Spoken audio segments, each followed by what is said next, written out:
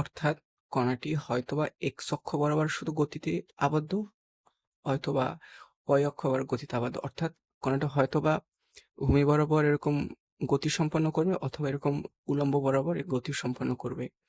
এইখানে আমরা ধরছি কণাটি ভূমি বরাবর গতি সম্পন্ন করছে, অর্থাৎ গতি এক্স অক্ষ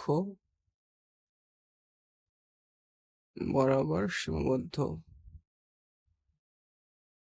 ঠিক আছে। এবং ধরি বক্সের প্রস্থ এ, ধরি বক্সের প্রস্থ এ, তাহলে কণাটি প্রথমে এই শূন্য অবস্থান থেকে যাত্রা শুরু করে এই অবস্থানে যাত্রা শেষ করবে। এরকম কণাটি প্রথমে একবার যাবে, তারপর একবার ফিরে আসবে, অর্থাৎ কণাটি টোটাল দুইবার এ দূরত্ব অতিক্রম করছে, ঠিক আছে। অর্থাৎ x = 0 এবং x = a অবস্থানে কণাটি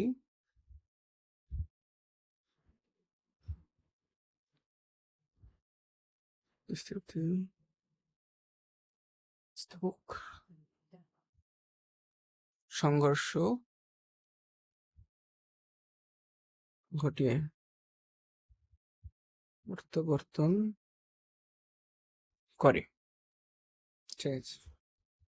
এখন আমরা এই চিত্রটা দেখি। তোমার ধরো প্রথমে কি কণাটি এইভাবে যায়, শূন্য থেকে শুরু করে এইভাবে যায়, এ দূরত্ব অতিক্রম করে দেয়ালে এসে ধাক্কা খায়, আবার এই দেয়াল থেকে যাত্রা শুরু করে। যখন দেয়াল থেকে আবার রিটার্ন এই যাত্রাটা শুরু করবে, এই যাত্রাটার ক্ষেত্রে তার এখানে আবার x = 0 হবে, আবার এখানে আবার x = a হবে। মানে এটা এই কণাটি দুইবার এ দূরত্ব অতিক্রম করে, একবার যাওয়ার সময় এ দূরত্ব অতিক্রম করে, আর একবার ফিরে আসার সময় এ দূরত্ব অতিক্রম করে।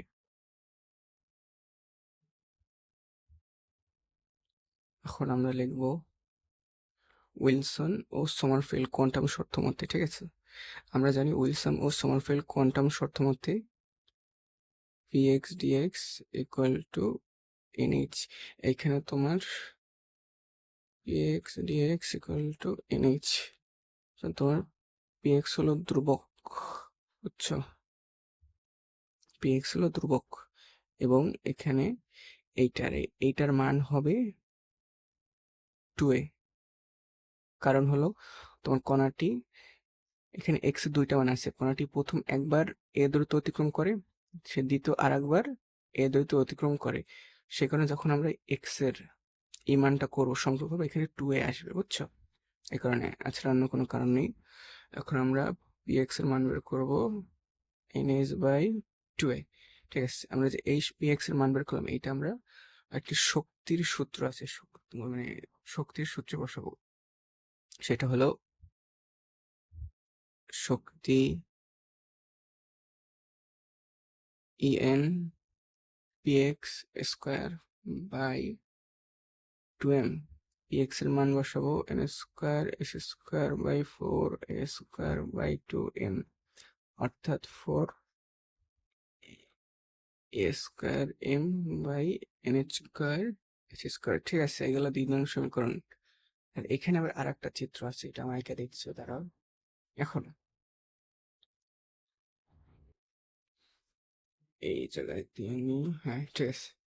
এখন এখানে n এর মান যখন 0, ঠিক আছে, n যখন 0, তখন এখানের এইটার মানটাও হবে কি 0। তারপর n এর মান যখন হবে 1, এই n এর মান যখন হবে 1, তখন এখানে এইটার মান হবে h²/8m²।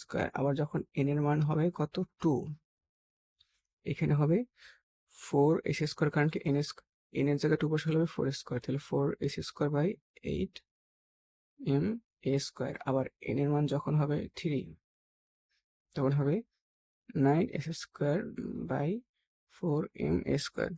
অতএব বোঝা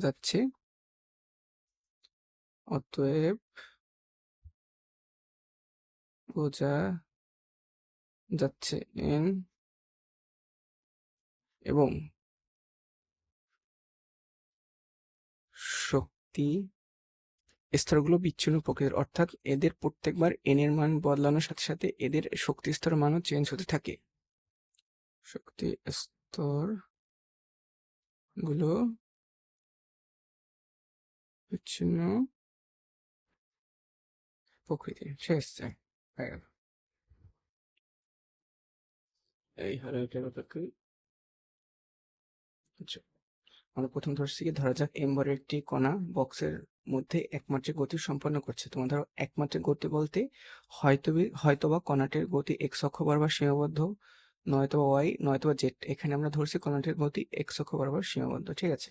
তারপর ধরলাম বক্সের প্রস্থ কি a, অর্থাৎ কণাটি শূন্য থেকে যাত্রা শুরু করে এ দূরত্ব অতিক্রম করছে এবং দুইবার অতিক্রম করছে, কারণ যে কণাটি একবার যায় এ দূরত্ব অতিক্রম করে দেয়ালে ধাক্কা খায়, আবার দেয়ালে ধাক্কা করে তার ধাক্কা খেয়ে সে আবার ইনিশিয়াল পজিশনে ফিরে আসে, সেটাও এ দূরত্ব অতিক্রম করে, সেটাই লিখছি। তারপর আমরা, এটা হলো উইলসন ও সমারফিল্ড কোয়ান্টাম সূত্র। এইটাই হলো উইলসন ও সমারফিল্ড কোয়ান্টাম সূত্র। যদি তোমার পরীক্ষায় শুধু উইলসন ও সমারফিল্ড কোয়ান্টাম তত্ত্ব চায়, তুমি এই পর্যন্ত লিখবা, আর যদি এই শক্তি চাই তাহলে তুমি এই নিচ পর্যন্ত আসবা, ঠিক আছে। এই এই হলো তোমার উত্তর, আশা করি বুঝতে পারছো।